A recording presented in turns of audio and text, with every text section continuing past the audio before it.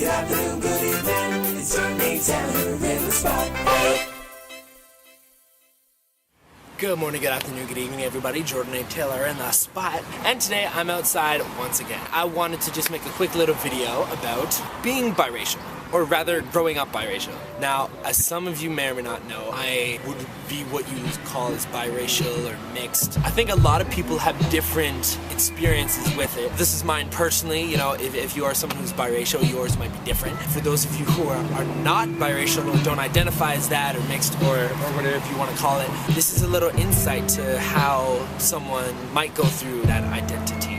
Now, with me, obviously this is going to be my story. It's not going to be every biracial person, every mixed person's story, but it's mine in particular. I grew up in a predominantly white neighborhood, upper middle class, I guess, but like a very typical North American home. My family growing up, they were into typical Canadian stuffs, like hockey, sports, just a typical North American home. I wasn't one of these kids who was beat growing up or anything like that. I didn't grow up around a lot of ethnic foods. We had steak, mashed potatoes, pork chops, lamb chops, nothing too outlandish, really. I lived that way pretty much up until I was about 14-ish or so. I should also point out that I had a heavy background in French Canadian as well. So when I say Canadian, like also like English Canadian, like North American typical, but also French Canadian as well. So I grew up around a lot of French speaking people. Anyway, I was living in St. Catharines, which is like near Niagara Falls.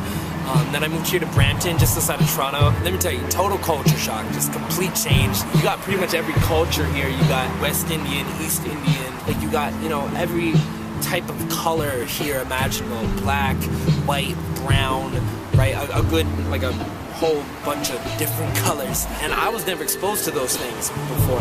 I'm super glad to have, you know, spent my teenage years here in Brampton, because I didn't get exposed to a lot of that as a kid, so it's kind of nice to have that perspective now. But with the whole being biracial thing, me personally, I don't identify with one more than the other. I've spent almost equal amount of time in both circles, in both families, right? Because I've got like two separate families, I guess, and I've spent a good chunk of time around both, so I feel like I've got like a good grip. And when people ask me, oh, do you identify as black, do you identify as white, I have no problem identifying as both. I don't necessarily think of myself as, you know, oh, what color am I?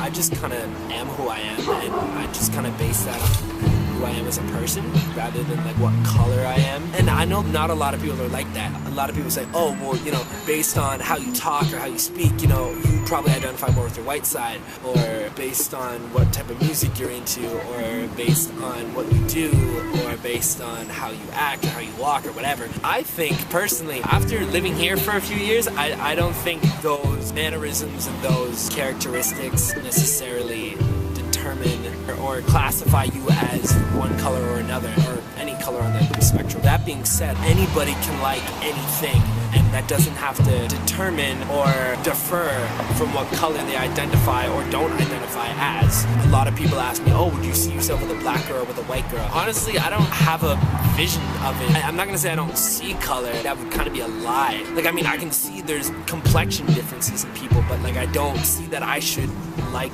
one and not the other, or I should gravitate more towards one or the other. There's so many different types of people. Everyone comes in different shapes, sizes, colors, whatever, but we're all people. So I don't see myself, you know, attracted to black girls or white girls or Asian girls or Indian girls. I like who I like, and, you know, I have no idea who I'm gonna end up with, but I don't really think what color they are or where their parents come from really matters. I think it's really more about the person. Yeah, physicality plays a role, but there's hot girls, hot, like, good-looking, beautiful women, like, in every culture of the world and in every corner of the world.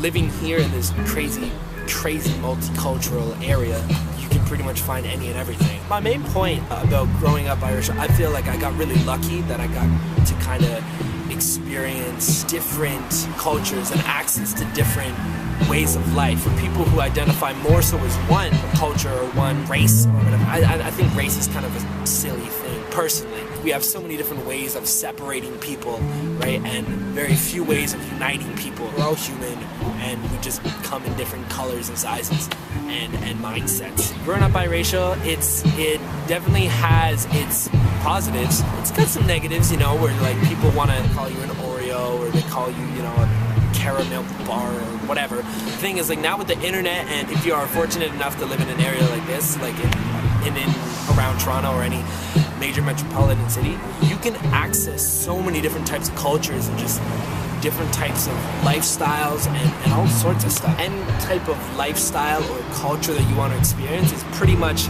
at the tips of your fingers, mainly with the internet, but also if you go to any like downtown core. If you're someone who wants to experience different things, or you know, open your horizons, or you want to keep them closed, I mean, that's up to you. I think, you know, we miss out on a lot when we do stuff like that. Biracial, it's an interesting thing, I guess. It makes me think less about race. Oddly enough, having a mixture of multiple races makes me think less about it. We're all just people on a journey and just trying to enjoy life, you know, the way that we would like to. Pretty much all I gotta say. You know, if you like this video, make sure to like, comment, subscribe, all that good stuff. I'll put links to my Twitter, Facebook, all that good stuff down below. Have a good day. Peace and booyakasha.